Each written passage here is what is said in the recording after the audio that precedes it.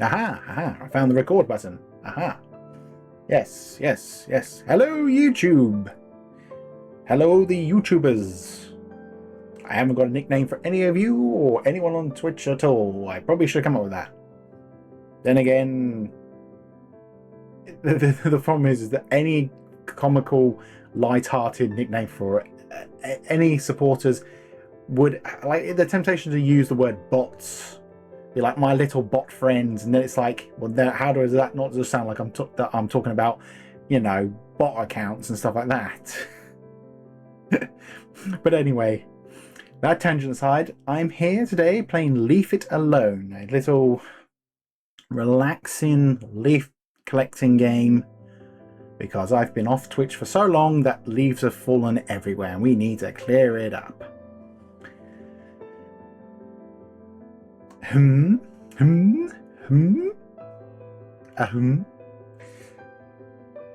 The ominous dot dot dot dot dot.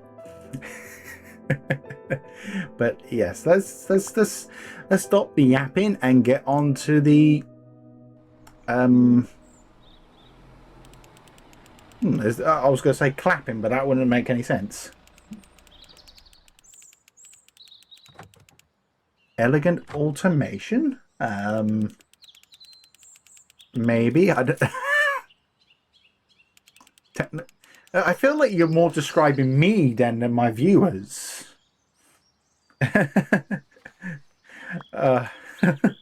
Oh, there are times when I do try to oh, very familiar. I dare to think. Tin can toaster. Now my brain's thinking of Red Dwarf and Talkie Toaster. Would anybody like some toast? I don't want any toast. He doesn't want any toast. Nobody around here wants any smigging toast. And I don't remember the rest of the quote.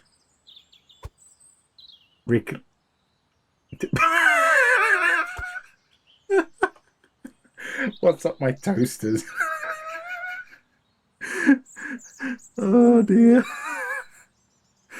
I think Produce is just trying to just provoke it so that I keep constantly laughing. Now I'm doing the Muttley laugh. Oh,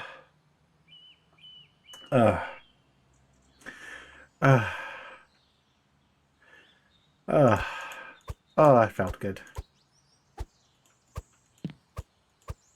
But anywho, let's start the leafing. De-leafing this place.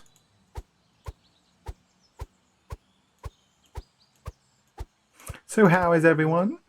Hope you're having a good day and all that. Hope wherever you are isn't too hot, isn't too wet, isn't too cold. Ah, fair enough, fair enough. To be honest, making anyone laugh is a good thing. I mean, my friend Simon, he says that, you know, you can help someone have a brighten up someone's day with, as he likes to put it, a chuckle or two. Although he likes to do that while holding a mug with the Chuckle Brothers on it. Because he likes his puns.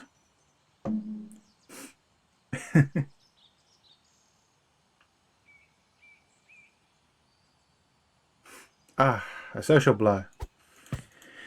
That is a shame. But I hope that we can bring you some happy vibes here, because that's all it is. No politics, no drama of the real world. We are just here to enjoy a little bit of video games, happy vibes, and some good old chatting. Ah, I'm glad to hear that. Because like I just said, you know, I want everyone here to just feel like they can be welcome, happy, and just enjoy the chill vibes and enjoy the game that we're all, well, you're spectating and I'm playing, presumably going to be mostly badly.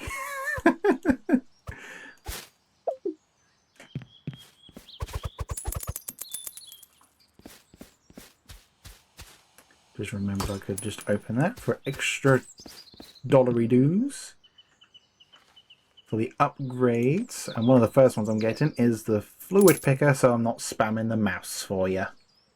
because I dread to think how loud my mouse is being on the mic.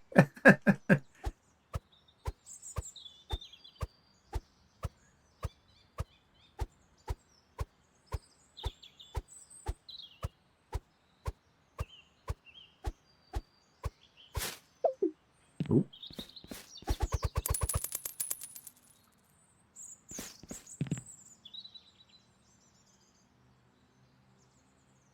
Ooh, that is actually an interesting perspective. I never thought of that. Trees being machines for growth, extraction of resources. Ooh, ooh! This stream just become philosophical. Thankfully, the philosophy is so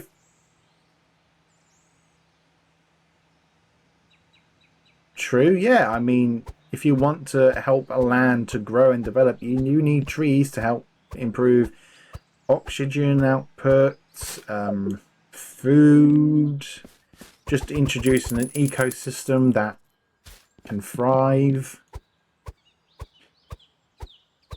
But now my brain was momentarily remembering a quote from Bottom, the British sitcom by Rick Mail and Aid Emerson, in which their joke was, uh, um, that is an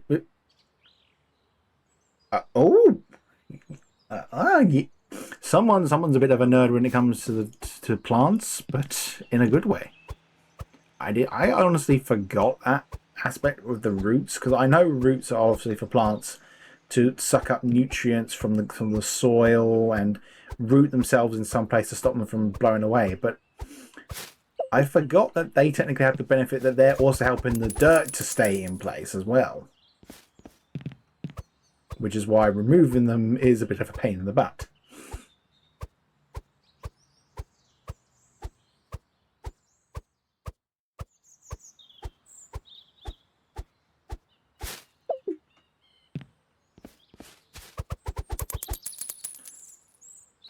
Upgrades. Let's get Ninja's speedy hand grip. Oop. I keep dragging leaves onto the step when I go up and down it.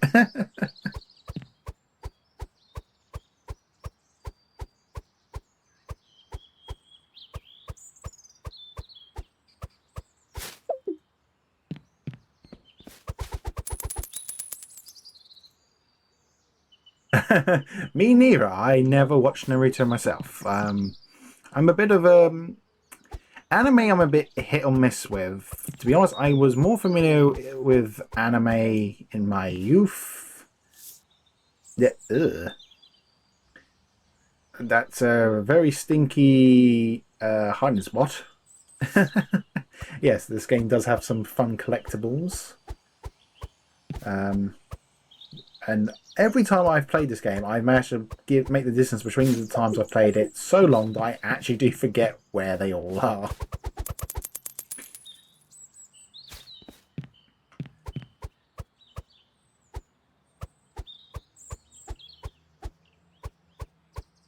Now my brain's got that mental image of what would it be hilarious it would look like if you saw an animatronic doing a Naruto run.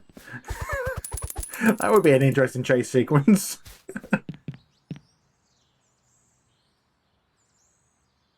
Ooh. Ah. So the same logic that they used in the Roald Dahl book The Witches.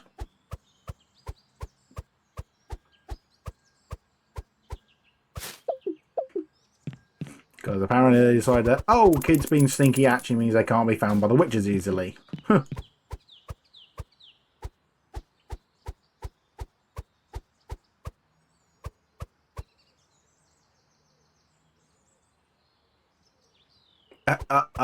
Oh, yes, yes. Dogs rolling in poo. Not a pleasant experience. Especially if the unfortunate sod who has to clear it up afterwards. Because the funny thing is, they will happily try and fight you when it comes to trying to go and have a wash.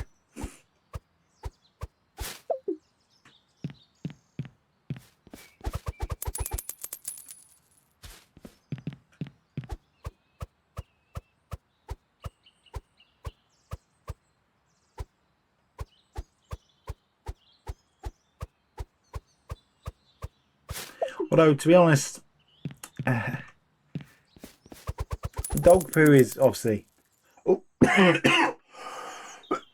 oh dear, I had a bit of a cough in my processor.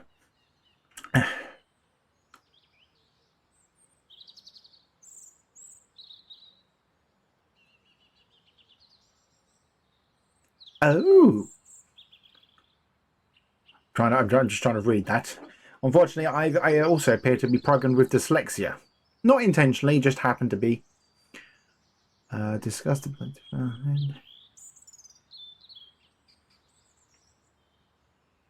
Ah. Oh, I see. I see what you mean. Dolls can actually be much smarter about the degree of smell that they're detecting.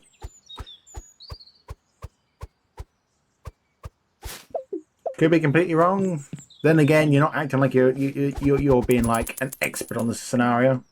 We could all be wrong about things, but as long as you're not being a dick about it, it's not a problem. I mean, when it comes to sense of smell, I have a limited function of smell.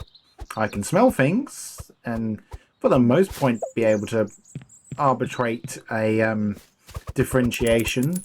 It may not be as great as an actual canine's sense of smell, but I like to think my senses are a bit more robust than humans.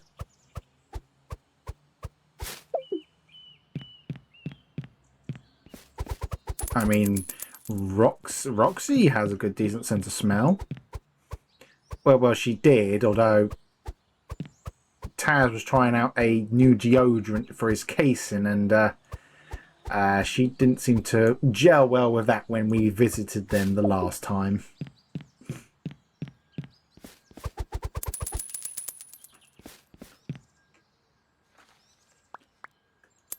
I like how it's called greedy grasp. For being able to pick up more things in one go. I mean, with the size of my hands and fingers, I think I can pick up a lot of things with ease.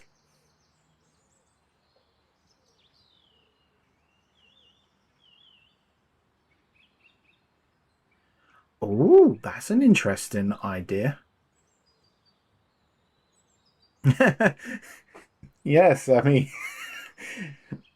yes, I mean, my systems are all mechanical and electrical based systems, but yeah, the idea of fusing organic matter to produce functions like humans on machines is a little bit crazy.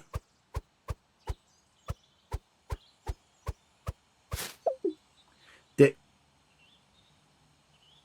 Literally, 2 leaves are left, and my bag is just a tad. It just happens to fill 2 leaves left.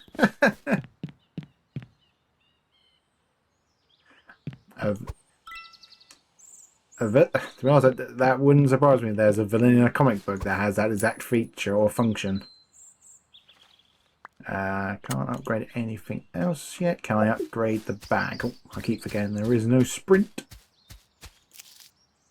75 pence. Just because I'm getting a bit annoyed with the leaves in the shed area.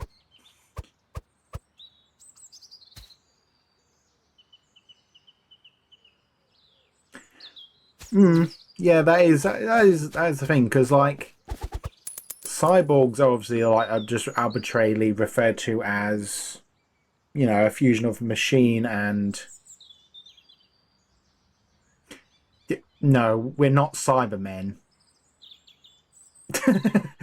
We're not the Cybermen.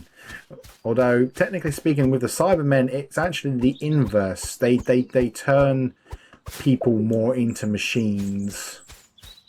Well, at least they try to. Although in the old and early versions, there was a lot more like flesh involved in their designs. Then they decide to make them like Iron Man in the more recent depictions.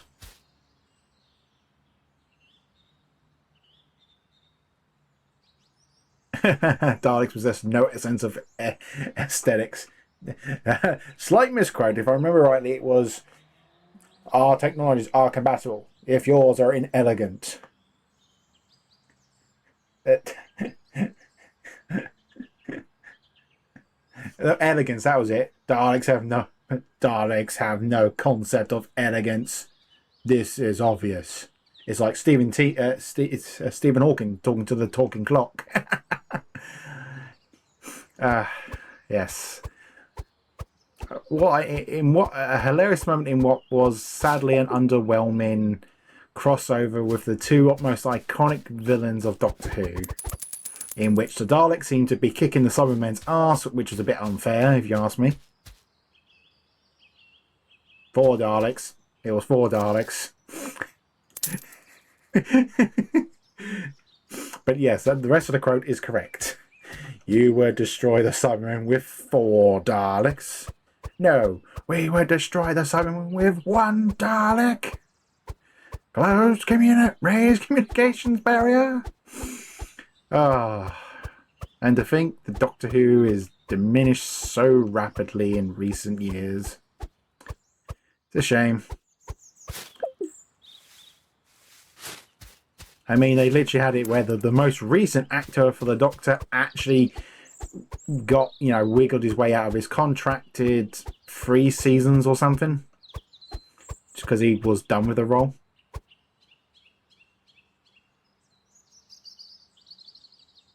Yeah. I mean, you would have thought with the amount of... I mean, that was the thing. In Classic Who, Daleks got defeated by the fact that they were outnumbered. If enough enemies were concentrating their fire on them, there was always going to be theory that they should be able to be defeated. But, I mean, then again... the BBC and their budget back then, they probably couldn't afford to have Daleks be destroyed that easily. I mean, they probably also wanted to make the Daleks the most looming threat, but again, the planet was taken over by God knows how many Cybermen, so you would have thought they would have balanced it out a little bit. But, yeah, that's the one with shows like that. They seem great in hindsight, but then you see that there are flaws.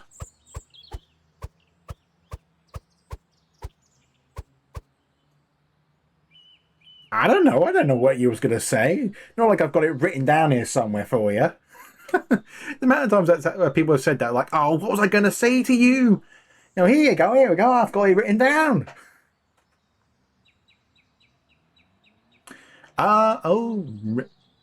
Radio shows, audio, as in for Doctor Who? Because I know they had audio stories via Big Finish, because I have listened to a couple of them.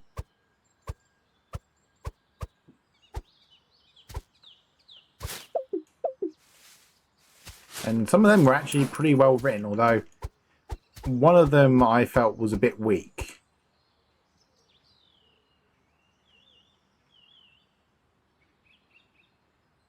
Oh, someone made... I mean, people have made animations based on those audio stories, but... I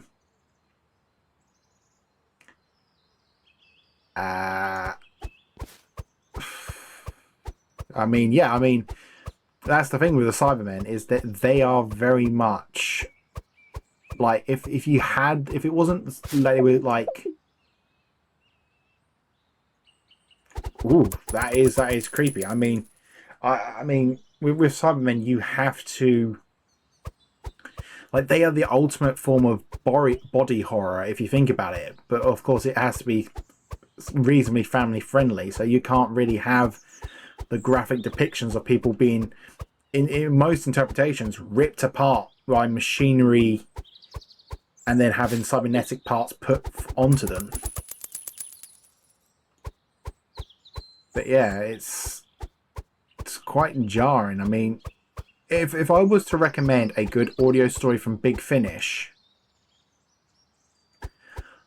it would have to be Spare Parts, which would have been arguably considered a good genesis of the Cybermen story. Like, we see the Doctor end up on the planet of the Cybermen before they became a proper, like, the dominant life force on the planet, when the civilization was still mostly human. And they don't outright depict in audio form like people being converted, but they did have like the horror of like what happens to a person once they've been changed and not necessarily been properly processed and all that. It was a pretty interesting story. In Incision and Quake. Yeah, I mean, video games, they will definitely go more graphic with the whole cybernetic enhancements. I mean, I think technically speaking, I think some of the enemies in the Half-Life franchise, like in Half-Life 2, are technically humans who've been converted into sort of machinery infused slaves or something. I could be totally wrong. I mean, half the time I was like, oh, there's giant bug creatures in this game. Ooh, do not like.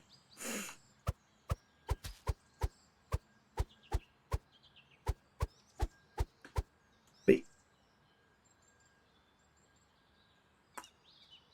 transhumanized. That is an interesting way of describing it, but yeah. But yeah, so I was like,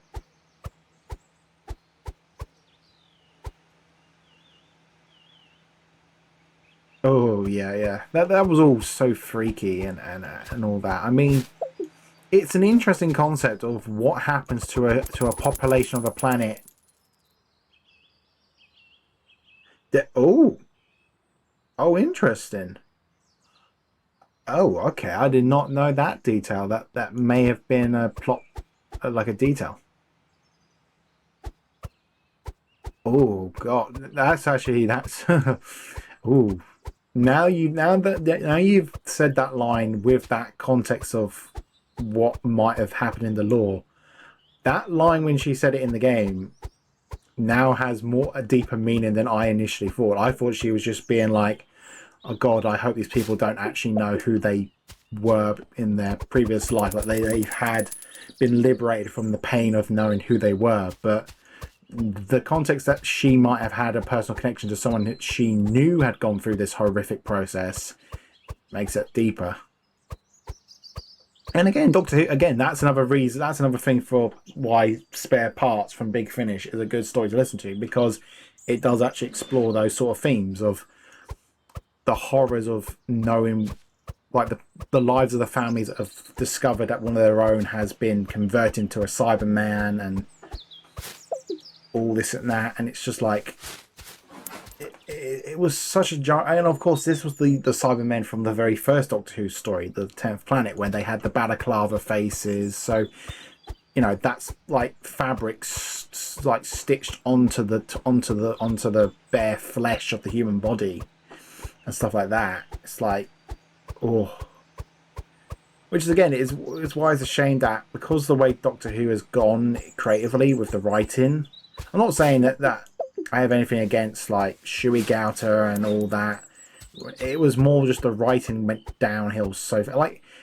I'm not saying like it was like too preachy about stuff, because Doctor Who has always been like preachy about like, you know, like social issues and stuff like that. It's just the more the fact that the writing got weaker and weaker, and you can tell that they were trying to pander too much to fans without actually thinking about it. Like they brought back an old villain only to kill her off as quickly as she was reintroduced, and they wrote in story elements. Augmented horses. I don't remember that actually being a deep. Wait, hold on. Am I thinking of the right story? Was it Spare Parts? It was a Fifth Doctor story.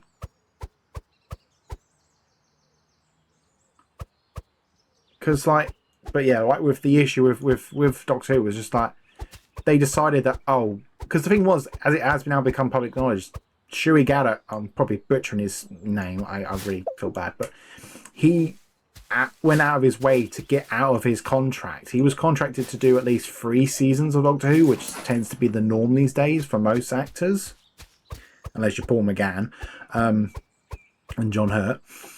But they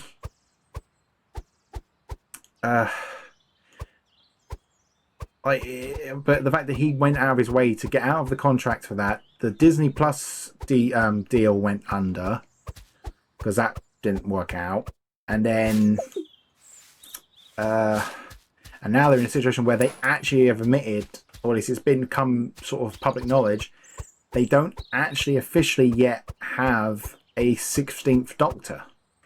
They had to rewrite the ending of the most recent series to accommodate the fact that the Doctor was leaving at the last minute, to the point hence why it was such a clusterfuck, to put it as mildly as possible. Like, they decide, oh, he's going to mess with reality to try and bring back a child that shouldn't exist to begin with. They introduced new details to Time Lord lore that made no sense. I mean, it didn't help the... Yeah, and it was just like... And then they decided, oh, he's going to try and just sacrifice his body to restore reality to the way it should be, even though they fucked it up more by the fact that they had this... Because they made a joke in one of David Tennant's episodes in the anniversary specials where he accidentally causes Sir Isaac Newton to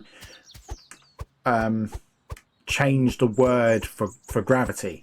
Instead of it being gravity, he calls it mavity.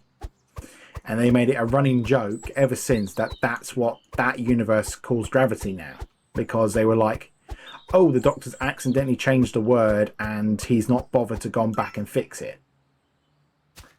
And I was like, really? You're going to write that sort of joke and treat your audience like it's a silly thing? It's like, no, you want the... It was just like, they made a right mess of it all. And they've written themselves into a corner where they're like, we need a new Doctor, but we can't get a new Doctor yet. And so we had to get Billie Piper to come in to be like a shock factor. Oh, is she the new Doctor? And it's like, no, she's just a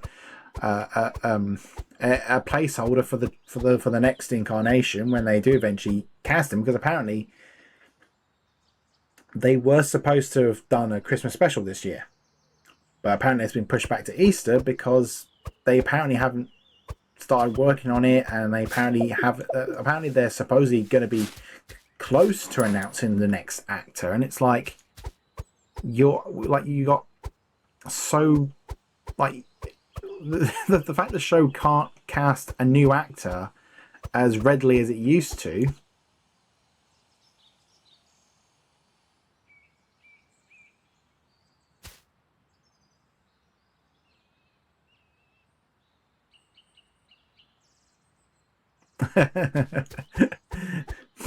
that is a vibe from Doctor Who, but yeah, it's yeah, it's just one of those things where you wonder where they could go with it. And it's like, if they can't even get... Because apparently there is a rumour going around now that the role of Doctor Who is now considered a poison chalice, when it was originally once considered a great starting point for boosting someone's career. But now people are like, we don't want to play that role because of how tainted it is. I mean, it doesn't help the fan base. Like many fan bases are rather toxic and a bit hateful, but it also just doesn't help that the writing is to degrade the quality, and the fact that the BBC can no longer fund the show to the same standard it started off with in the early 2000s.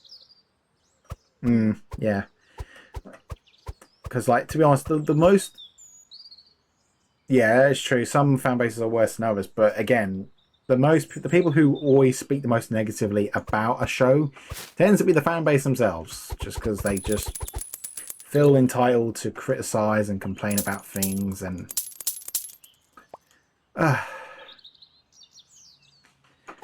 yeah, it's just... And it was a shame because at the end of that last episode of the most recent series, I was like, I'm just done.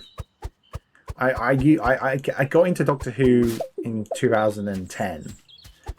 Was it 2000? Yeah, 2010 with the 11th Doctor, and then I stuck through it through points where I felt like, okay, the writing's a bit dodgy. I mean, the budget went down, and obviously COVID sort of scuppered certain story items, and certain creative personalities in the company weren't the greatest when it comes to ideas. But When that final episode aired, I was just like, I'm done. I was like, I'm done. I'm gonna find something new. I haven't found anything new, sadly, at this point. The only thing that, when it comes to televised entertainment that I actually watch, that isn't like a catch up TV or on demand like stream platform type stuff,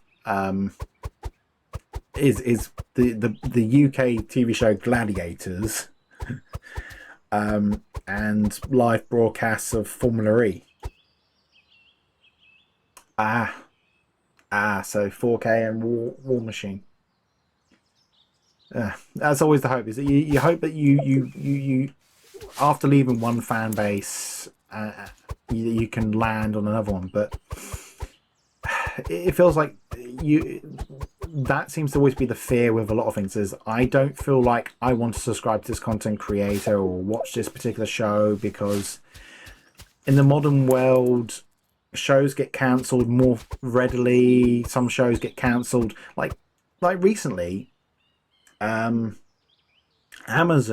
I think it was, said that they I think it was Amazon said that they cancelled the planned Stargate series because they weren't happy with the creative direction that was being written. And when people talked about it, it basically surmised they said the show would only appeal to Stargate fans. Well, obviously you need them to get in. So, and everyone, as I understood, everyone was like, that's the most counterproductive, because you need to appeal to the long-standing fans to have an audience, but you're basically telling them that you're cancelling a show because you want a Stargate show, but you don't actually want a show that appeals to Stargate fans. It almost feels like that they wanted something else and they only said yes to Stargate because they thought it was something else. I'm just like, how can you not understand the audience that a show's going to have before you initially greenlight it? Yeah, the gaming industry as well. I mean, they're always willing to just scrap a project because they don't understand, because they think they understand the audience better than they actually do. I mean, animation industry as well.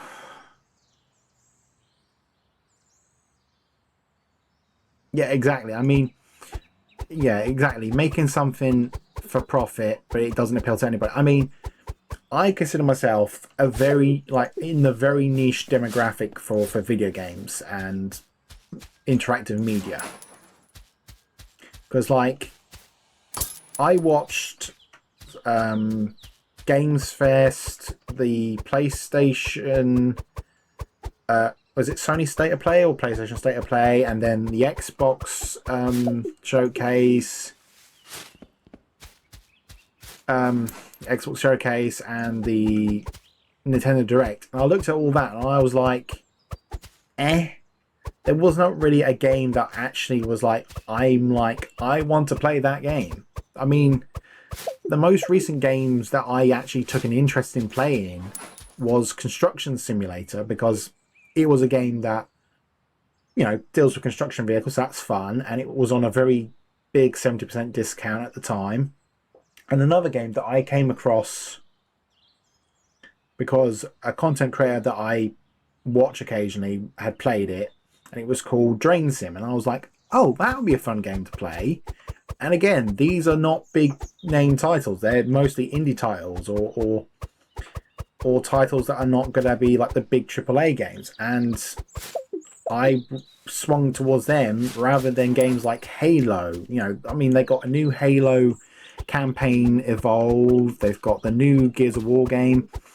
And yet, even though I've played those games once before, they're games that franchises that I quickly fell off of because, again, the writing and the direction they went with those games was just like, I can't get into it. But again, it's like every single game I watch, I was like, there is no game that I'm going to spend 70, 80 quid on to play. I mean, Forza Horizon 6, maybe I will get round to that if it ever gets heavily discounted, but I am not paying full price for it, because at the end of the day, the only reason I want to play that game is because it has some of the cars I really want to drive in a video game. And yeah, it just feels like, because I mean, it just feels like it's such a challenge to find new games to play that isn't, but because I mean, everyone's all talking about GTA 6. I mean, I played GTA 5, I played GTA Online, and while that was all fun and that, it quickly goes stale. And oh, I thought I had a full bag there. Oh, there we go. But that game got stale super quickly, and I'm like, do I really want to play GTA 6? I mean, I don't even have the next gen consoles. That's the other thing, is those games are heavily pandered towards next gen consoles and require high end PCs, and it's like, that's when a game franchise is going to struggle, is you're asking someone who doesn't feel like super devoted to your franchise enough to actually like buy the hardware. Again, this is why my most frequently played games are, well, at least before I started being more heavily focused on Blender, was stuff like it's like Gary's mod. I frequently just mess around with that. It's a sandbox game. I frequently play around with that and just have a bit of fun. Robot Rumble 2, that's obviously a niche game in itself because it's robot combat focused, and I love robot combat. I mean, it's part of my whole origin story for my whole persona and all that. And I just, yeah, and that's a fun game you can build with, and it's just like, there is no main. And what's worse is, a lot of the games I had a lot of fondness for when I was younger have disappeared for the most part. Like, their studios been shut down because they got bought out by a publisher or whatever, and they decided they didn't want them to be making certain games, and they decided just to get rid of them to save money. I mean, Back for Blood, that was an interesting game in concept, because it was, for many, including myself, it was billed as the spiritual successor to Left 4 Dead 2. And Left 4 Dead, that's another game that I will happily go back to and play, just because it's just such a fun experience. And it's a game that was one of my earliest experiences of online multiplayer with my friends. But when Back 4 Blood came out, they built it as like, oh, this is the new Left 4 Dead. But then the gameplay was like more like roguelike with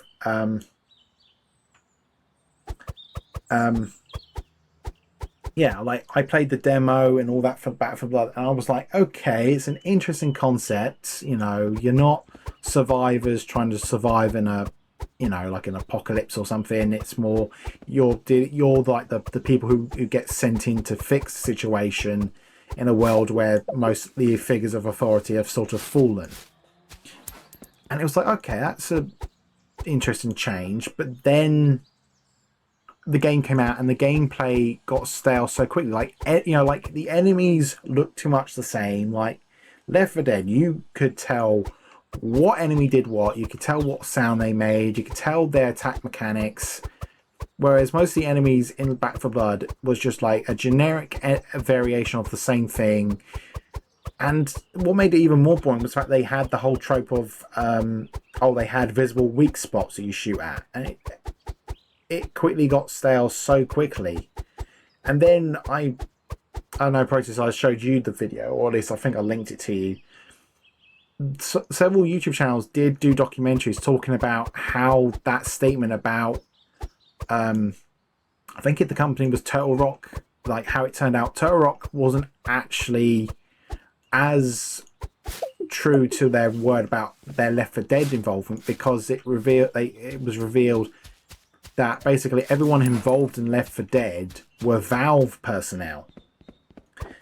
And when you look at the credits of who at Turtle Rock and Valve who worked on Left 4 Dead, who was still at Turtle Rock to develop Back 4 Blood, and the list went from, you know, like dozens or hundreds of people to suddenly being like 4 people on the list.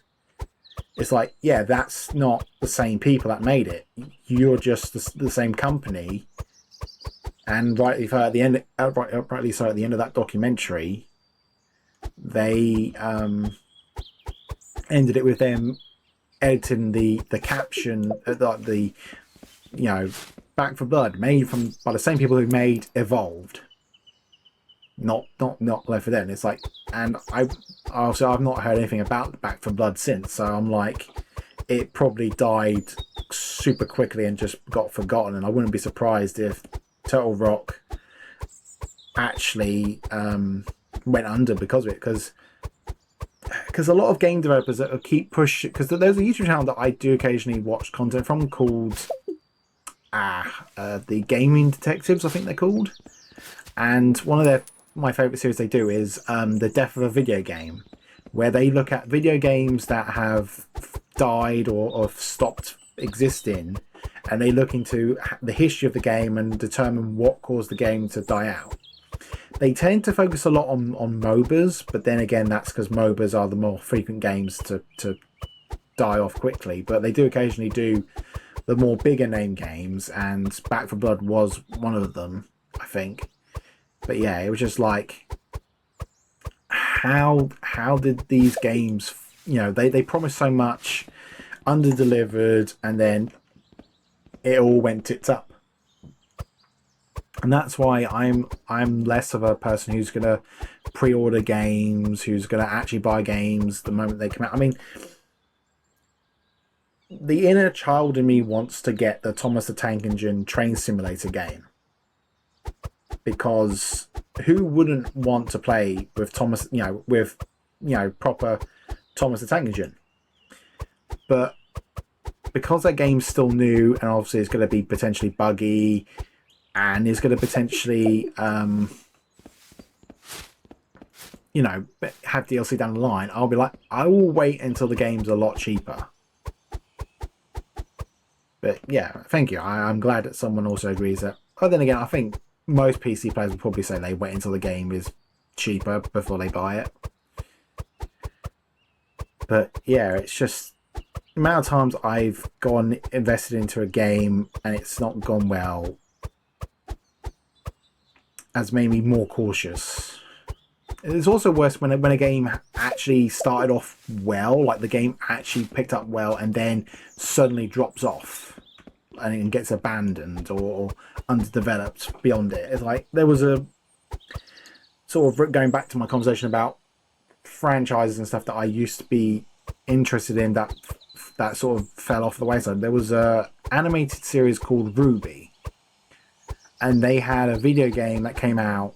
They produced a video game, but that game was a bit bare bones, and people were like, oh, it's going to pick up a bit, because it was an online co-op hack and slash game where you can play as a couple of the main characters in the show. But then the game quietly got abandoned. And what didn't help is it started off as a fan-made game. Like, a fan made the game. They were like, oh, we love this concept. We want to invest into it.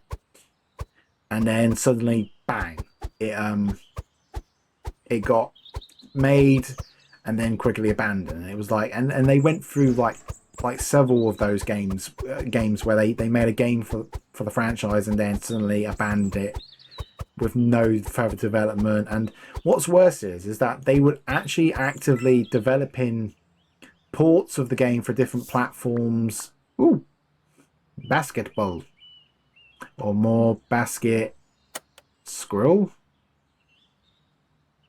I'm not even sure what they are. But yeah, it was just like they made new ports for the game and then suddenly abandoned it entirely. It's like, it was just like they had no intention to make to have longevity with their with what they were making. And it's so disheartening, really, because helps if I hit the right use the right button. And it's like, and yet games like Tupping Liberty. Don't be afraid to swear. You can swear in the chat. Just don't be excessive with it. Um, but yeah, it was just like games like Garry's Mod. That still has found a dedicated player base.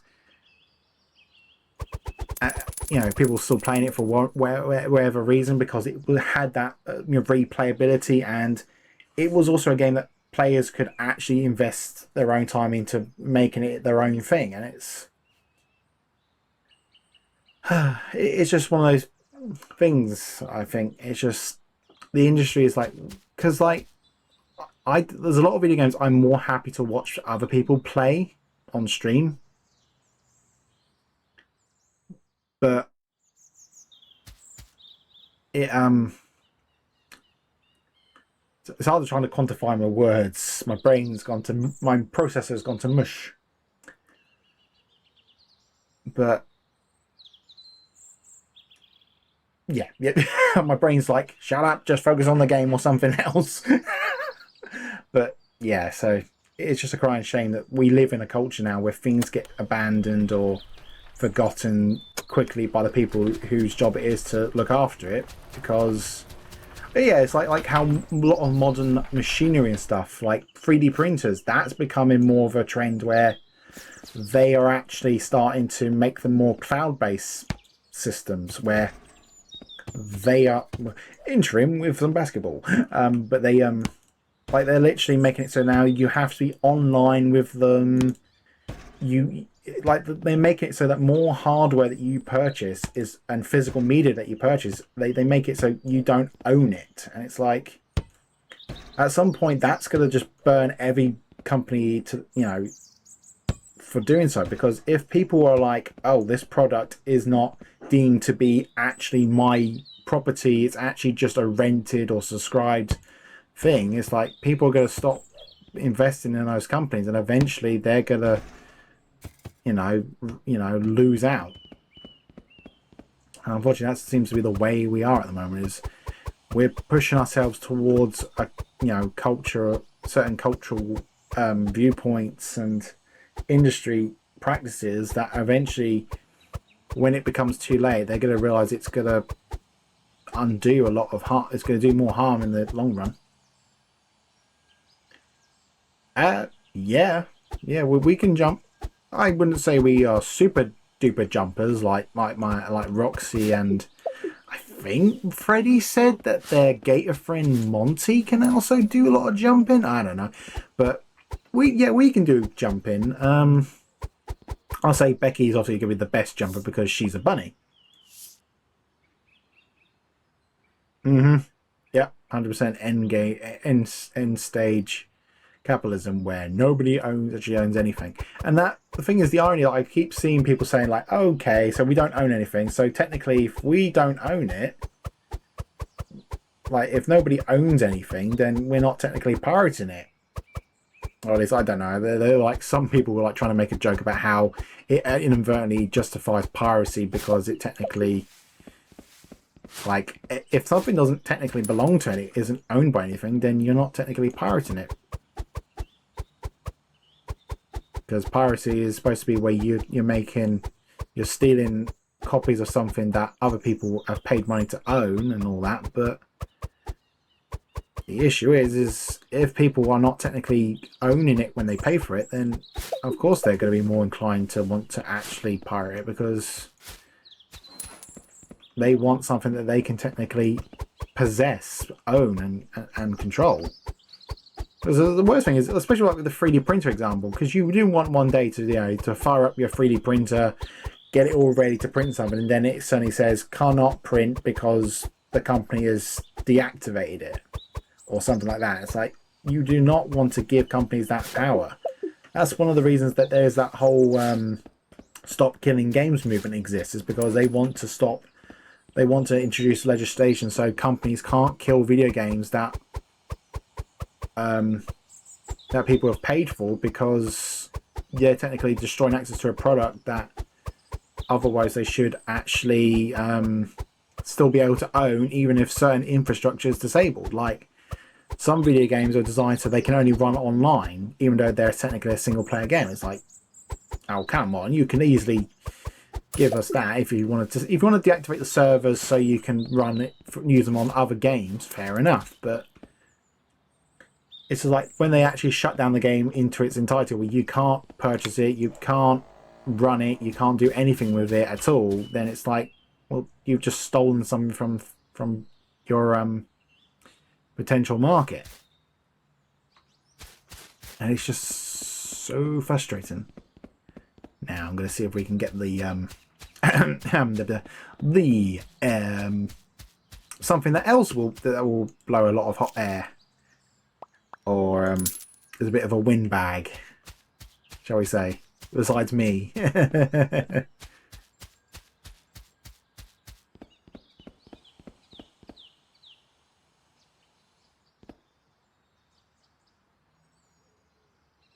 I don't know if these are like company Easter eggs or what. That Polish cow is missing. Is UFO real thing? I think that hints that this is a Asmo Vision click.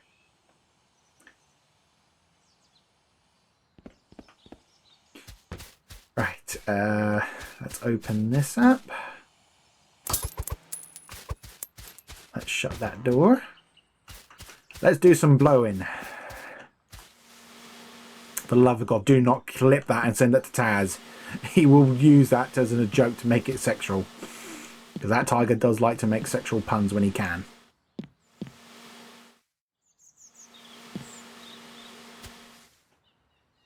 Yeah, I don't think you can cheer bits on my channel because I've not got the level to do it yet. Because I need to be like at least affiliate or something like that to get access to bits and stuff. Poland cannot enter space. To be honest, reading that sentence is just about as confusing as how confused you made yourself when you read it, by the looks of it.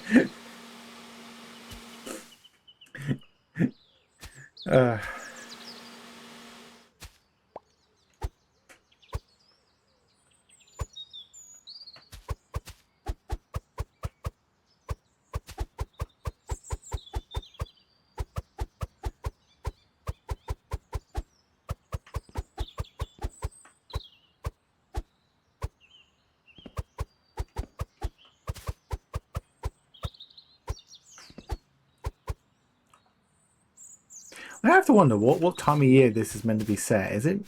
Does it look like autumn? I mean, there's a lot of oranges and reds and browns on the tree, so arguably it's autumn time. Which is a much better well, it's I consider that awkward weather, that pit season where it's not yet cooled down from the summer and yet it's not yet cool, it's still not, at least not super cold and wet like winter. Because I'll definitely say I'm one of those people who likes it being colder than warmer, but I do like find it annoying when the weather is wet. I'm waterproof, but it's just I do not like when I have to go out in the rain for whatever reason. Which is not that frequent, but still, you know. The occasions where I have to be outside, public appearances and stuff like that. The joys of being an animatronic with a sophisticated power system that means I can be outside and all that. Raspberry, they can't. They literally said that they're built with batteries that only last an hour. An hour. Like, that's got to be the most ridiculous design choice ever, that a battery can only last an hour in a business that you know, you got to presume is open for at least 9 to 8 hours, you know, a day during business hours. And you want your animatronics to be going and recharging their batteries every time, like every hour or so. And it's like, you want them to be as power efficient and able to just keep going as long as possible. I mean, yeah, recharging is a necessity. I mean, I need to recharge my batteries every night. Because me and my friends, we have it set up so that our batteries get recharged while we go to sleep. So we've optimized our battery systems, and it's just like, Fazbear couldn't have done something like that. Air spread. Ooh.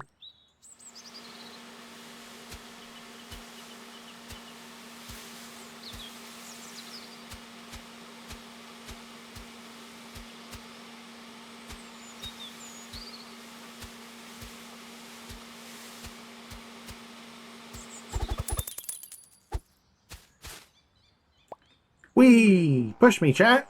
Push me! Whee! Oh no, I have no body. Oh no, wait, my body's here.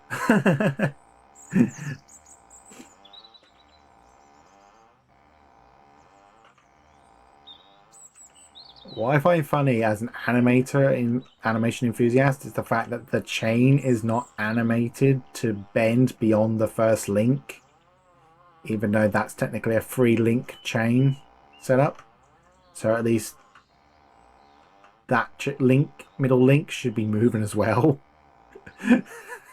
We interrupt your leaf collecting game to introduce Rex. Analyzes badly animated details.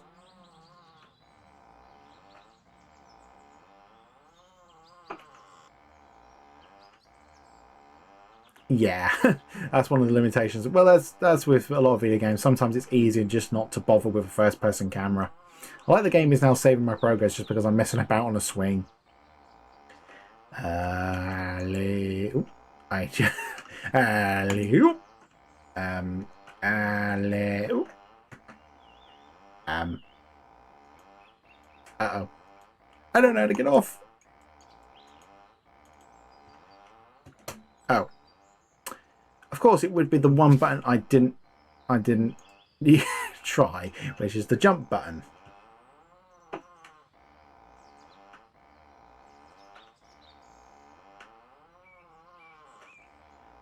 Whee! Ooh!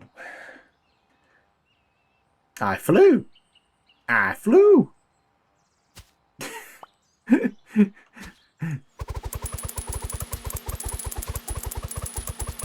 Well, that's good immersion. The swing actually will throw you if you try and jump off of it. Mid-swing. Much like many a youth would do in the parks with swings and all that. Even before they face plant into the ground and they have to scream, "Go get mum!"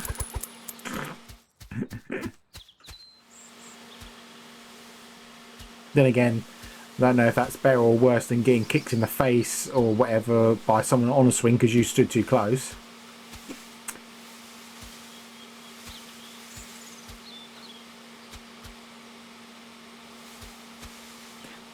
What I find interesting, this leaf blower is relatively quiet for a device that, you know, pushes out a lot of air and theoretically would be a lot louder.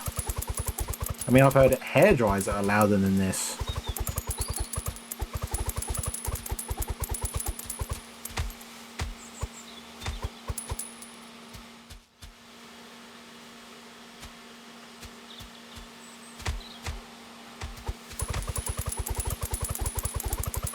Just raking in the money.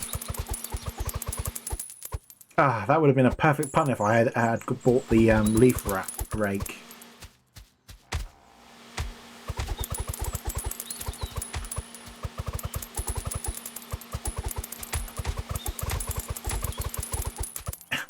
Getting clouted by the swing.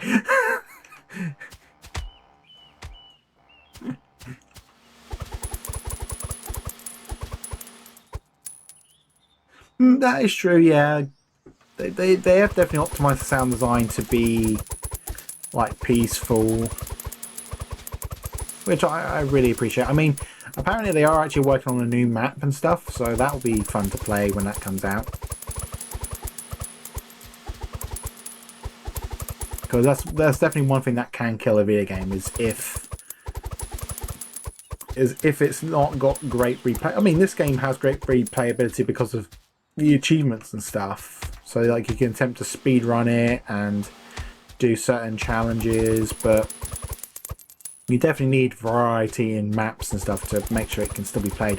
That's one of the reasons Super Battle Golf is managing to sustain itself, at least at the moment, is because they quickly...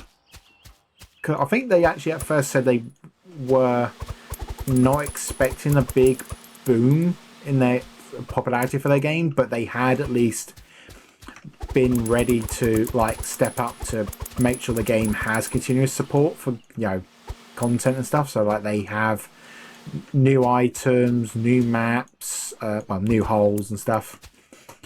So they actually are constantly maintaining it, which is actually a pretty good thing to see from again it's an indie game. That's the thing that always impresses me, is indie games tend to, I mean, for most games like Repo, Lethal Company,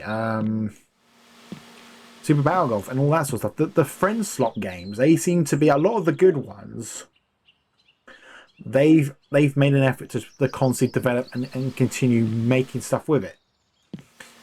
And again, it's nice that there's like, you know, chill games like these that they are still also willing to continue to develop and work on the game. And at the end of the day, as long as they're not I mean, taking too long. I mean, you have to be forgiven for taking a bit of time if you're a solo person or a small team, that you're going to take a little bit of time to do stuff. But the output some teams have made, yeah, exactly, because they care. That's the one thing that makes indie developers, well, most of them. I mean, we still have some bad actors who will like make a game purely for the sake of raking in money based on a certain audience. Like Gardener Ban is one that comes to mind, because they literally just made a indie horror, mascot horror game because they know that they can pull in interest from Five Nights at Freddy's fans, Poppy Playtime fans, and it's like they don't care about the content, and it so oversaturates the field. But again, the people who actually care enough about what they're making and the people that they intending to make games for will do what they can. Knee Day. Oh, we've just completed the upper area thing, so now we can crouch.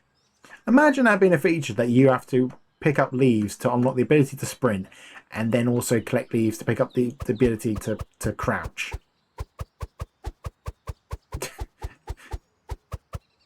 I mean, it's an interesting mechanic that you unlock things as you progress through the clear areas.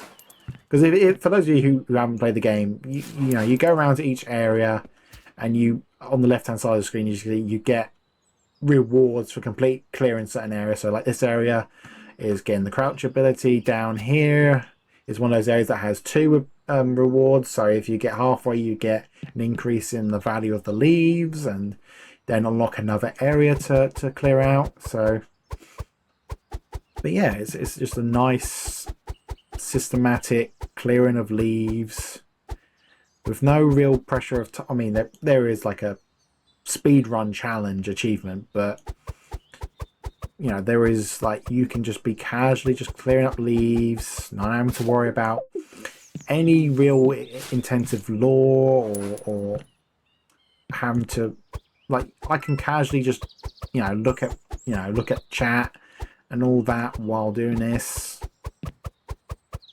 This is the sort of games that I do like. I mean, I do like the more combat and story-driven games, but sometimes they make the gameplay derail the enjoyment of the game. Because, like my friend Pedro, I never completed that because the gameplay ramped up to the point I couldn't finish it, and I was like,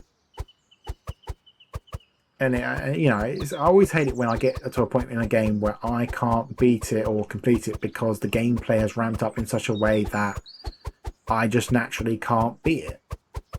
I know I'm not a great player. I'm just a. I mean, I'll just play games. I play games for the fun of it. Like, hence why I got Construction Simulator, because I get to drive around construction vehicles. Because, you know, cool vehicles you can do stuff with. Drainage.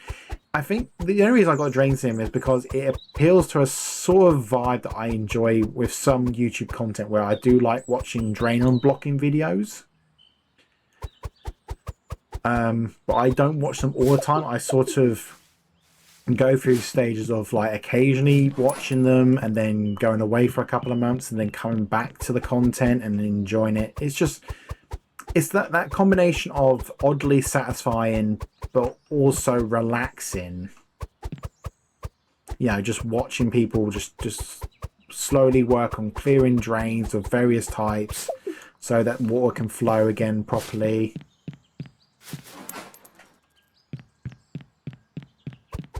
Although weirdly enough, I've seen clips of like people who've like, you know, like the oddly satisfying like videos where they show things that are oddly satisfying. And I look at them and I go, I don't find that at all satisfying. I'm just like, just get on with what you're supposed to be doing. Like when people perfectly peel off the protective covers on TV screens. I'm like, just get on with it.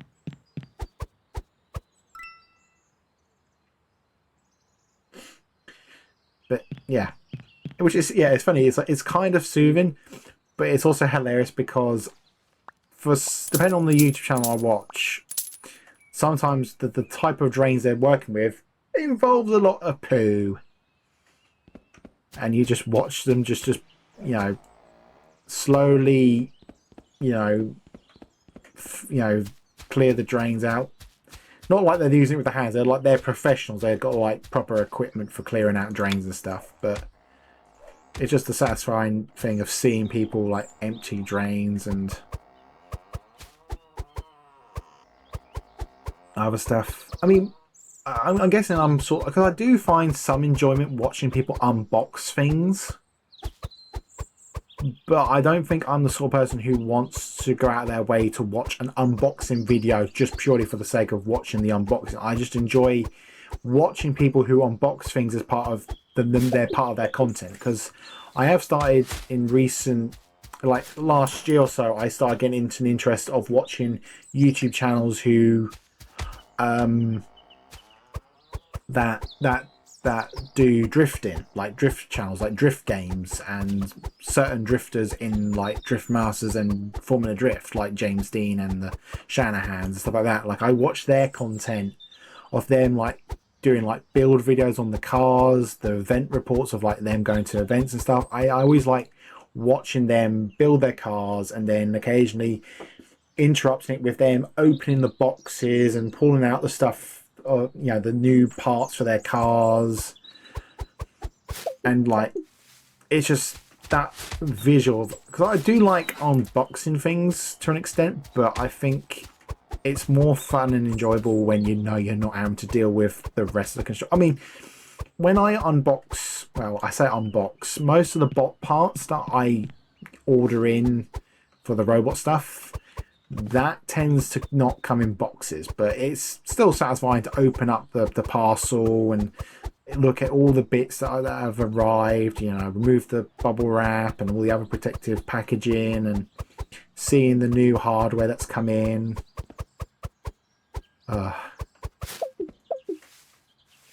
It's just nice just I mean, it's probably even more, I would say they're more enjoyable than Christmas itself, just because it's like, because you're just slowly unwrapping something that you've been eagerly waiting for, and there's no like. Then again, I think it's just because wrapping paper isn't as appealing to like open and stuff. I don't know what it is. Just a cardboard box with a bit of tape on it. Rip open the tape. You pull open the flaps. Pull out the bubble wrap stuff or protective paper packaging, and then you unwrap the item that's inside and inspecting all that. I'm a strange wolf.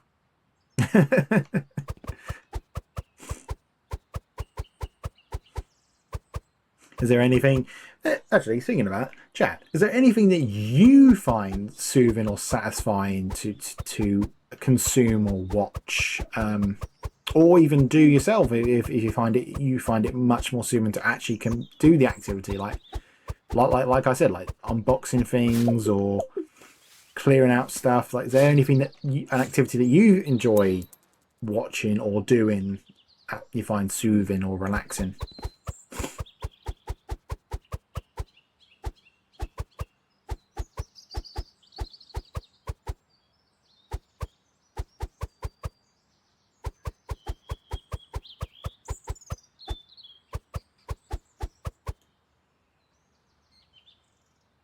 Oh, oh, that one.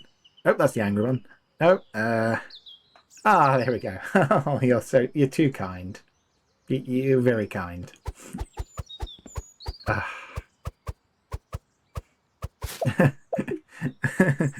uh, uh, that is probably the closest you that I can physically get to blushing, is in the limitations of my hardware.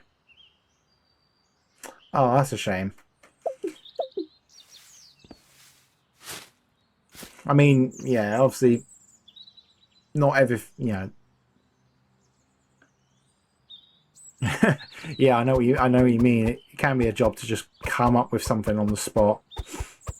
Like, I mean, I come up with ideas for animation. Sometimes I just go, oh, hell, to be honest, even me coming up with the next sentence, the word in my sentence is sometimes a bit of a job.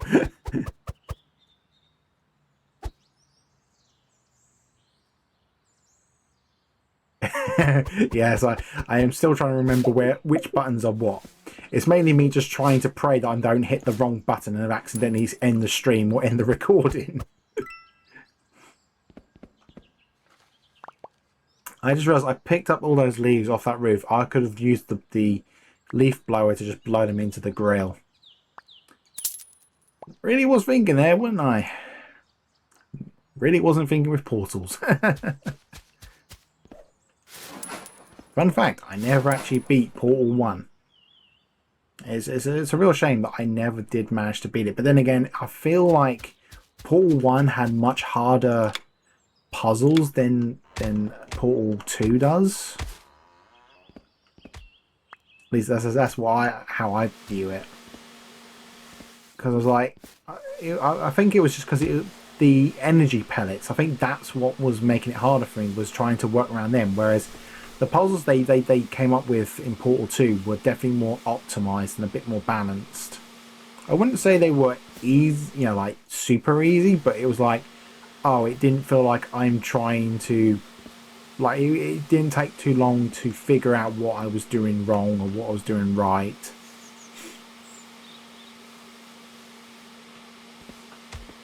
Which is one of the reasons I do enjoy frequently going back and playing that game on stream.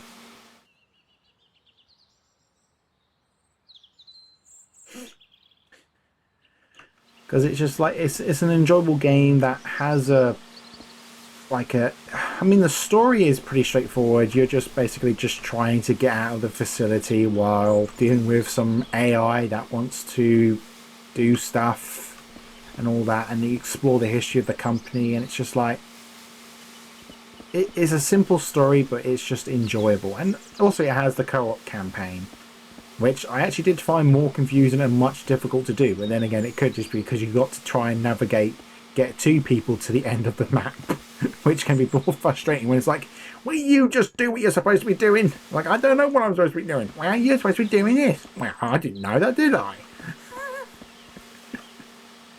I sort of inadvertently certainly turned into Simon there for a second. I can actually do a good impression of him, actually, for those of you who are familiar with Simon. Yeah, what's wrong with this pizza? It's all covered in salad. I wanted a meat feast.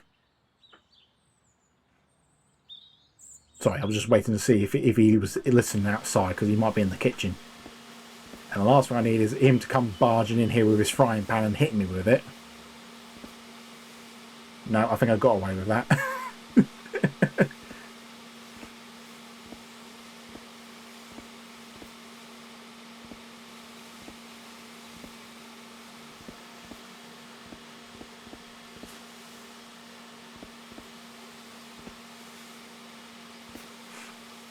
It baffles me that there is a swimming pool, but there is no water in it.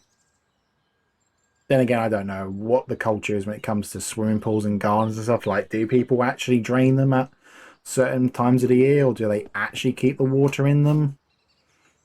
I don't know. He's right behind me, isn't he? I'll be a bit concerned if he was right behind me, you'd be able to see him. Then again, he's not exactly the most stealthiest of people. If you really want someone that the person you really want to worry about being right behind you is Becky. Ooh, upset her. It's like you defending yourself from the Undertaker from the world of wrestling. like like that meme from wrestling with AJ Styles with the Undertaker behind him. Yeah, that literally be like Becky if she's pissed off with you, because that bunny really will throw a punch, and it will hurt.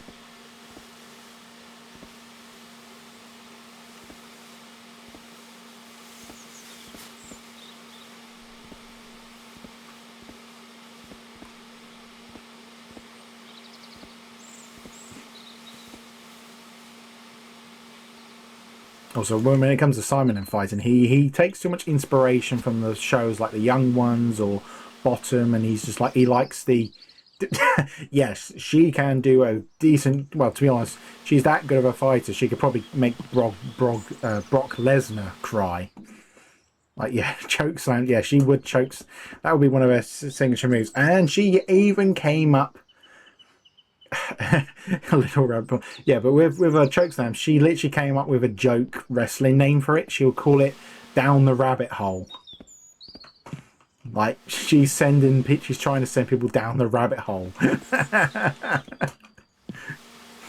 Yes, because my friends are very much into wrestling, and I'm more just a casual observer, and I'm just more familiar with the pop culture significance of it than anything else.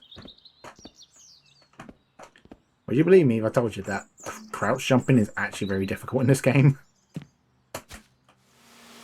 Like, for some reason, the jump and the crouch cancel each other out.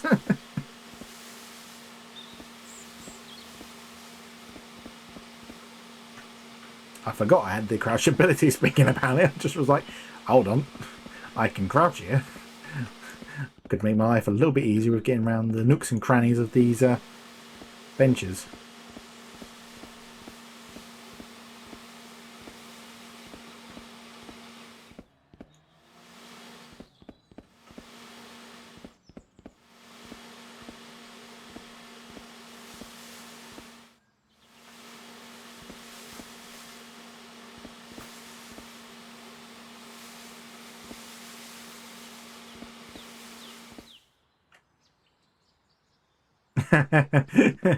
Yeah, yeah. You don't definitely want to be on the. Ooh, a joke. Lay us on it. Lay it on us. How do you keep a robot in suspense? Oh, okay, go on then. How do you keep a robot in suspense?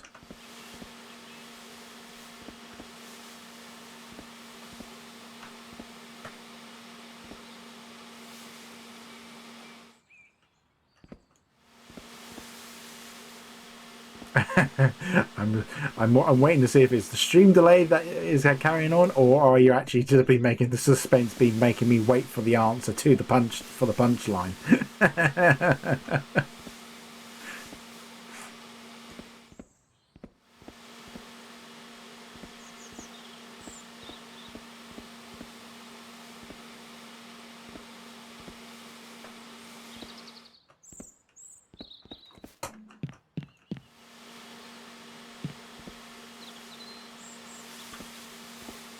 I definitely feel. I think at this point it may not be the stream delay; it may actually be the punchline.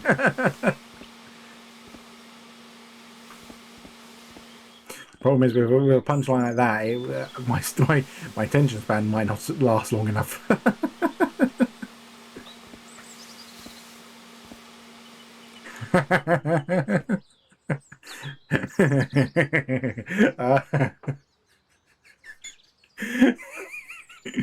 uh, yes, I do know you too well. That unfortunately is your punishment. That I know your jokes too well to predict them.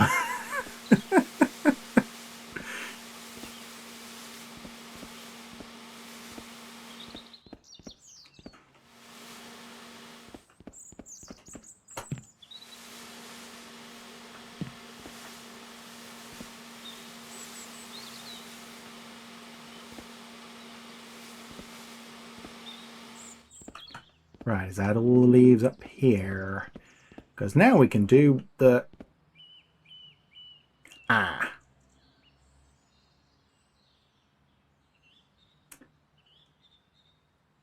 I think I just remember that grill is a lot more expensive than I remember.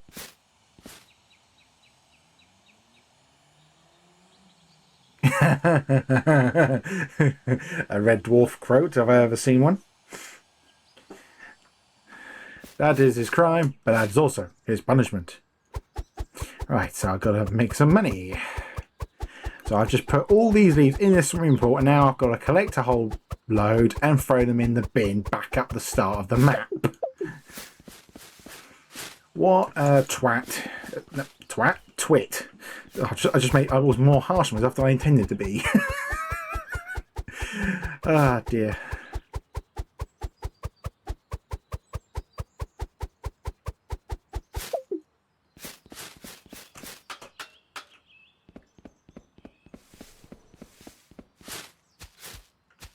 Whoa. Dang it. Whoa. Second try. Oh, I need another bag.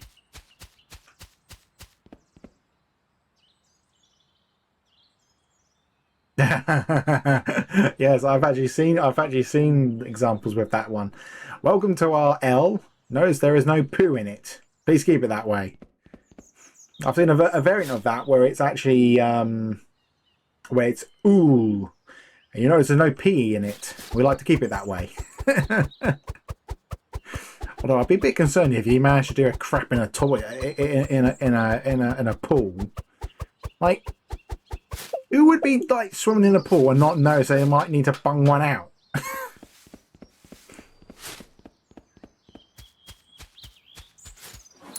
mean, I've seen people vomit in pools. I've seen that happen. And then watch them hilariously try to scoop most of it out by using a rake, like a net thing, to scoop most of it out so it doesn't have to go through the whole filter system.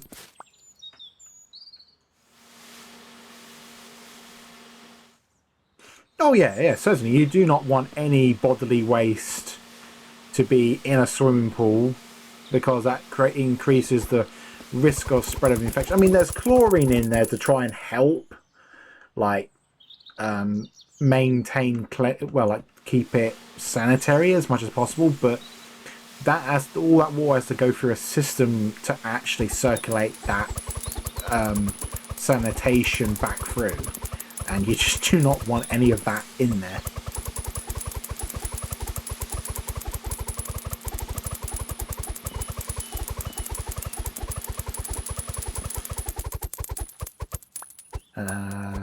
Yes.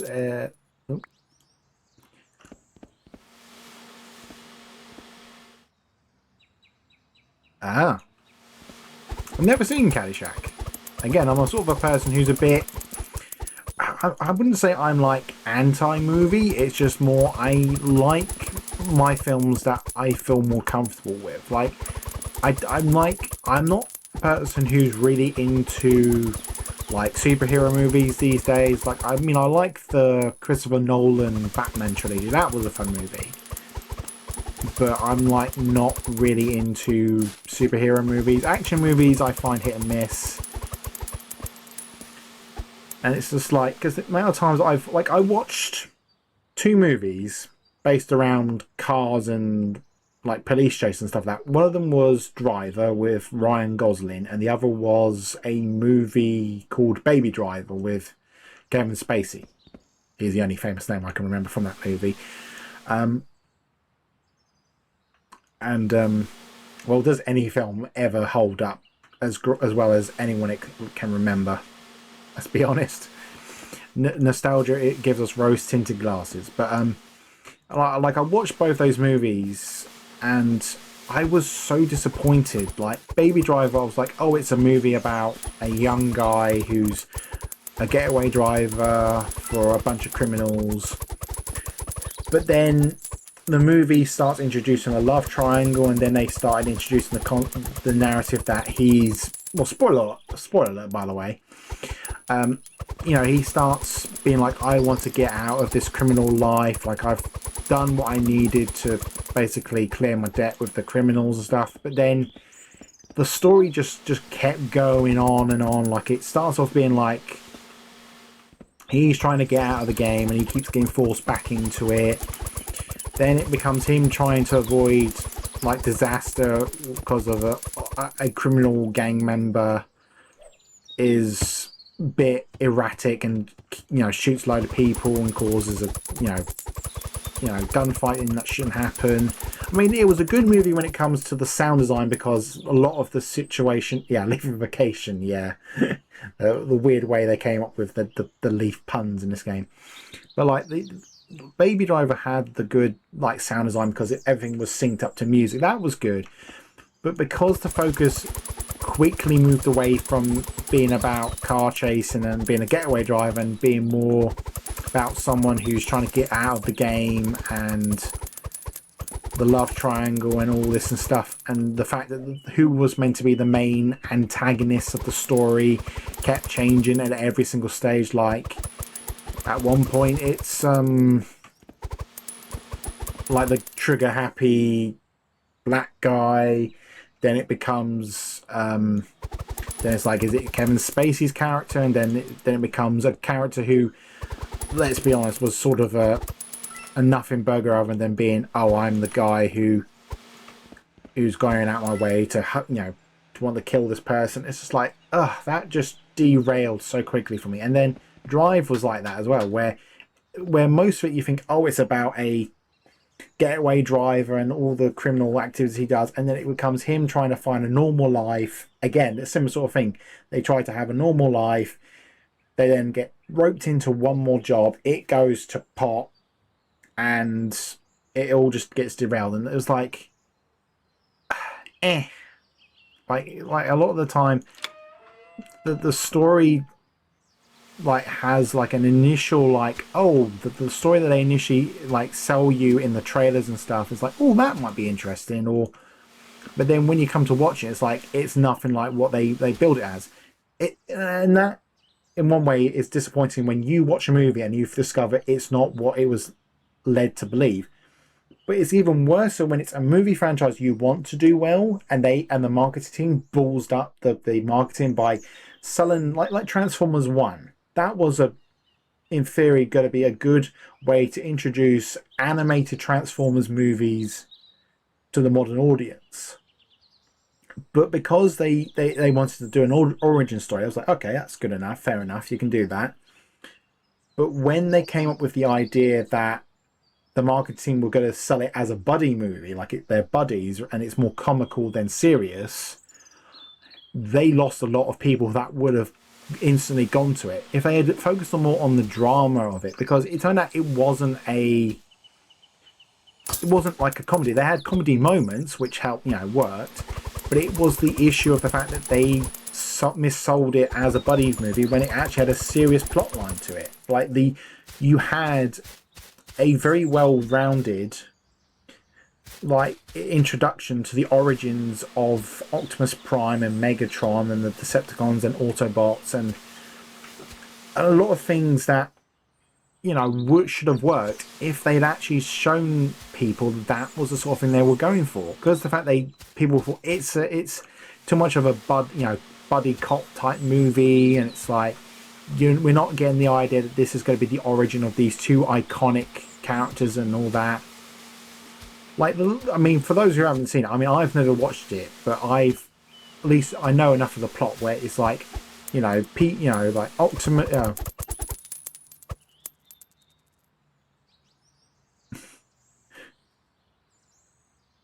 I mean, that's the live action movies. That's the issue of the live action movies. They focus too much on the humans. But when it came to Transformers 1, because it was all animated, it was all about the Transformers on their home planet, and like how it was them actually discovering that the political leader of their world had actually lied to them about certain things, actually, murdered all the leaders of their planet to become the overall leader. He actually secretly enslaved them to these other aliens, and it's like, imagine if the audience knew that was the direction they were going. That it was, obviously a kid-friendly drama story. People would have rallied to it much quicker, and they would have had a much bigger push of merchandise. Because that's the other thing with animated shows and movies, is that they always try to push it so that they sell merchandise, like toys and stuff. Like the animated series Young Justice, that got cancelled after like 2 seasons because the fact that the toy line that was being like made for it wasn't selling. But then again, it probably didn't help that the people that wanted to watch the show were probably not the age group that wants to buy toys. And I wouldn't be surprised if the toys were a bit to begin with. But yeah, it's just so embarrassing that there are occasionally... oh, I didn't do it again, did I? Oh,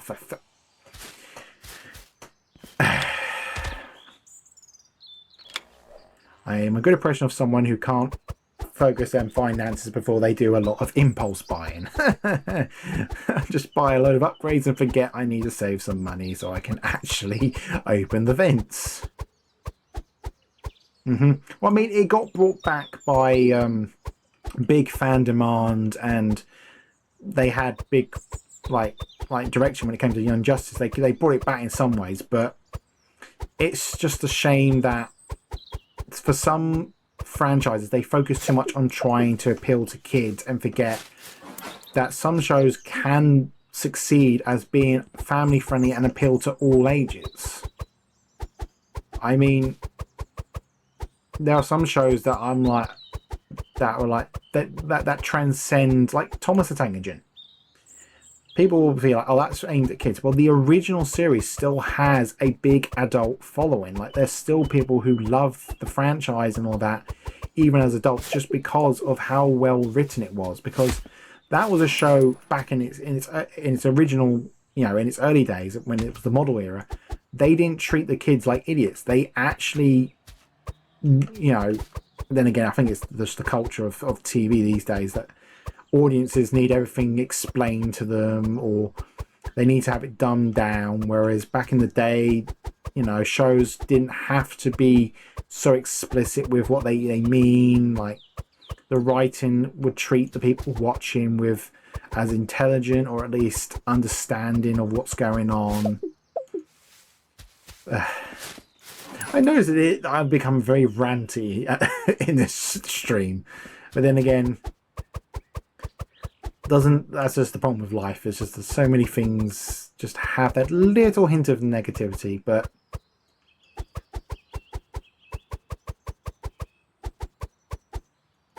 because like with my content, I try to be not explicit with everything, but I obviously have to at least give some details for the audience to understand. But it's always a challenge with when you want your audience to know what's going on, but you don't want to treat them like you're having to hold their hand the whole time.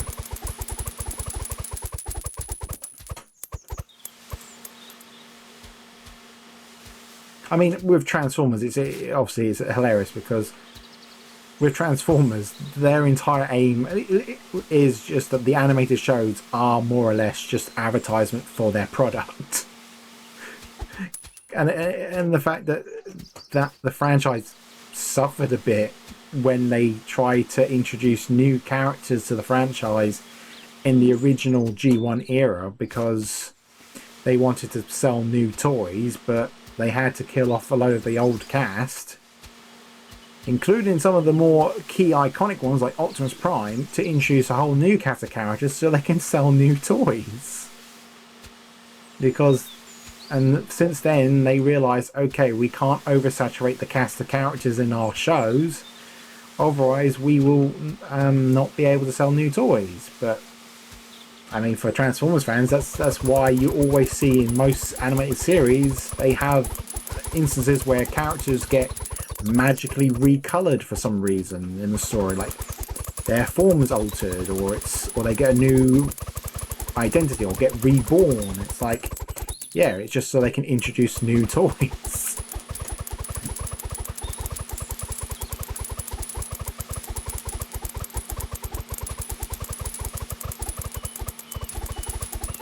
And it's funny how that has always been the practice, that most animated content and stuff and shows and stuff will always have merchandising in mind. But when a independent like group or individual content creator tries to monetize their content, they get chastised for it because, or criticized for it, because it's like, why are you monetizing your content? It's like, well, everything you watched for the most part throughout your youth was designed with monetization in mind from the get-go.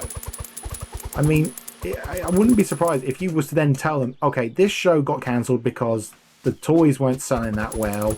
Transformers and My Little Pony and all that are quite literally just advertisements for toys. And it's like, just understand that, yes, people can monetize and like merchandise their product, because there are people that will be like, you know, we got fans of our product. I think they might appreciate being able to have like a piece of our, you know, franchise in hand, like plushies or DVDs or anything they like. It's not because they want to make money, it's because they love their fans and they know that they would appreciate like having the ability to have something like a physical memento of something that they enjoy. That's why everyone loves collecting toys of shows that they loved and stuff like that. It's just like, they're not doing it out of greed, they're doing it out of the love for their fans. Again, there are companies who are doing it out of greed, but you need to just understand that not everyone's doing it for the wrong reasons. But then again, we live in a world where it's much easier to become cynical and all that. I mean, I admit I am a bit cynical at times with things, but sometimes that cynicism has actually spared me, like my cynicism has spared me, like, you know, issues with like people who you know you definitely shouldn't trust and stuff like that. I mean, the amount of times I just look at scammy mails and I'm like, I can tell that you are not legit just from looking at the subject line and all that. Like, it is so, you know, cynicism has its perks, but it's just important not to let yourself become cynical to the point that you don't have any heart or care in the world or trust of that kind, because there are those that deserve your trust and your love. You just need to find them. Exactly, it's there for a reason. Come on, little leaf.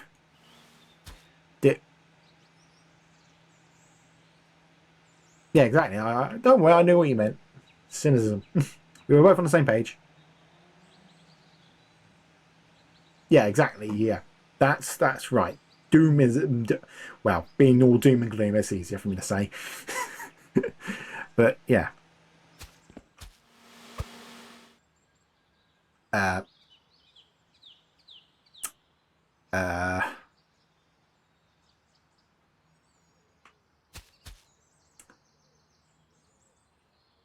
hmm.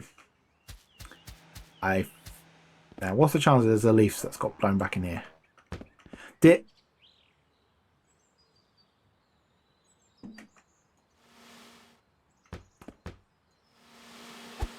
There we go. Just that one leaf. Shh, chat. Be quiet. We need to pickpocket this scarecrow.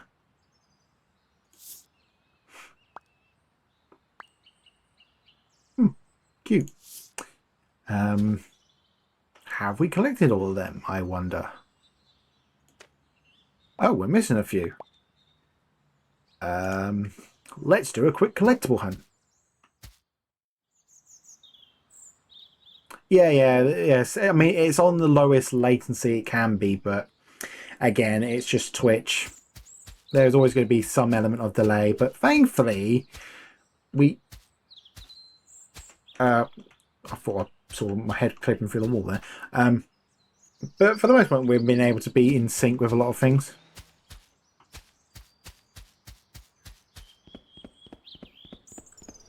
Oh, there's one. Full frontal squirrel. I like that. This one's being a bit more a gross pig with a snot bubble included. Yeah. I think there's one in here as well. Aha. Bonk. What happens to Taz on a regular basis? Although he normally gets hit with a hammer.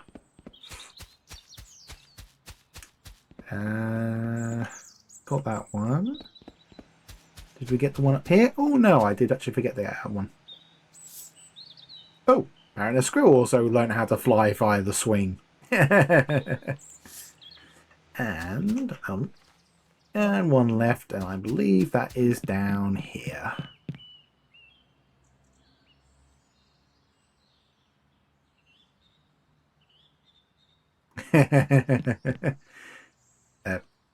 Subject.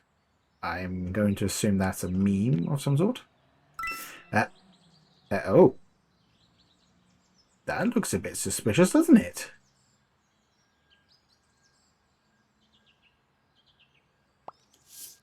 Something to do with this particular grate.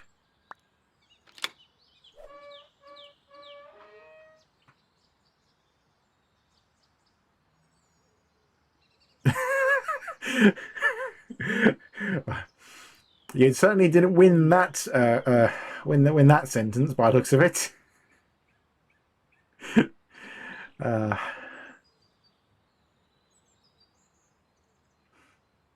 Rightio.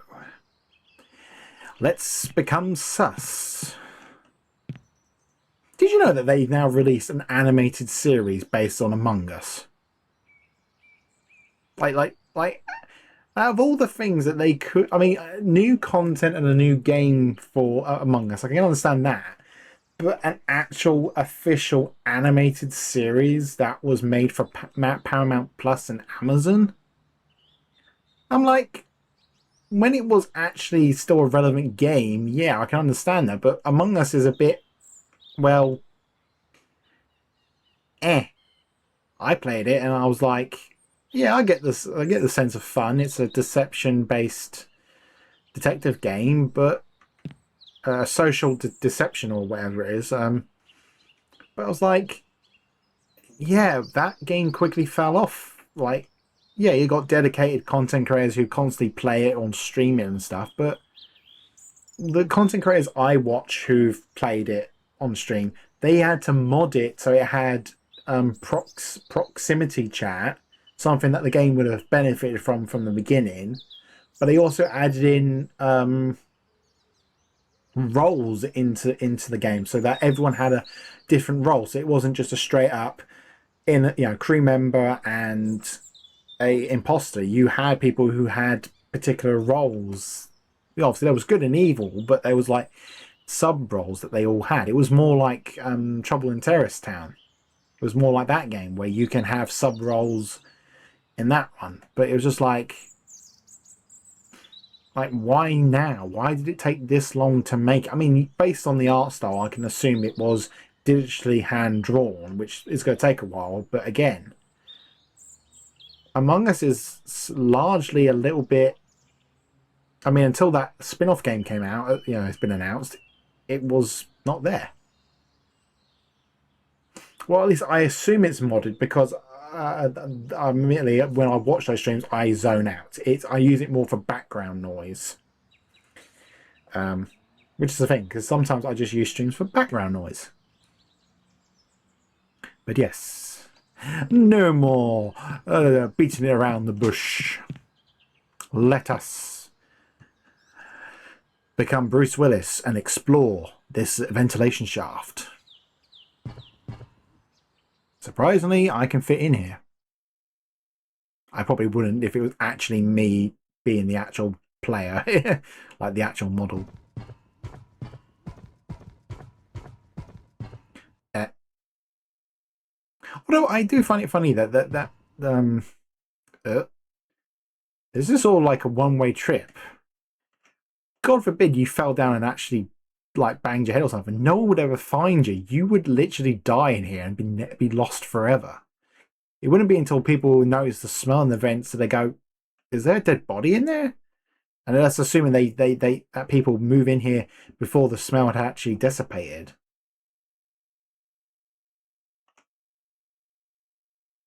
Such a morbid thought just from the fact that it's a one-way route.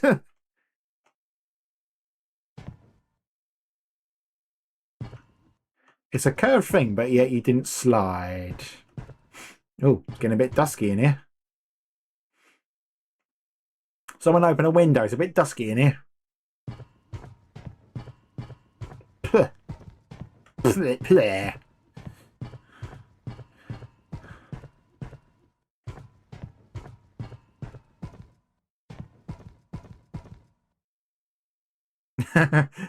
It's more the fact that it's a bit stuffy. But yeah, it's like, yeah, the literal smell. Uh, eh. Ooh. Well, no going back. Ow. That sounded like it hurt. Oh, apparently we lost consciousness. Oh. It appears to be some sort of lab with human bodies? What is all this? Squirrels! Ah, flashbang! There. I always find that hilarious how that it shows the picture of your Steam account profile picture in the picture that they supposedly took. It's a good thing I actually updated my profile picture to match my current look. Or to actually have my face on it. But yes. Completed. Yeah, I do hope that down the line they will. Well, they have said they are planning to release new content, so who knows? Down the line, we might actually get to revisit this with the new map and any new game mechanics they introduce. But yeah, that was Leave It Alone. So if we mute that and then switch back to this screen, haha! I'm slowly refiguring out my buttons. We squirrels all the way down.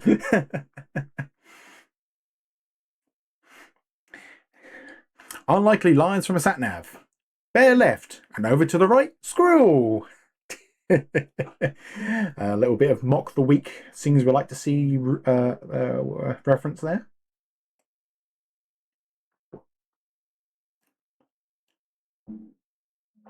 Oh, so let's see. What's the time?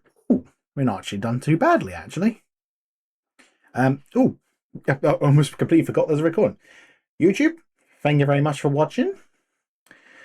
Be sure to, subscribe, leave a comment, give the video a like, subscribe, comment, and if you feel like it, come and give us a follow on Twitter, not Twitter, Twitch. But for now, YouTube, stay safe and stay awesome. Bye.